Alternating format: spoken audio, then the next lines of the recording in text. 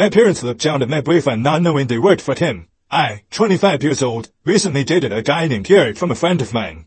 We had been dating for a year until I decided that it was time for him to meet my parents. My parents are both construction project managers and work under one company. I was nervous about their first meeting because I knew my parents tended to be overly protective and somewhat judgeful. The introduction went smoothly, and my boyfriend bonded over shared interests with my parents.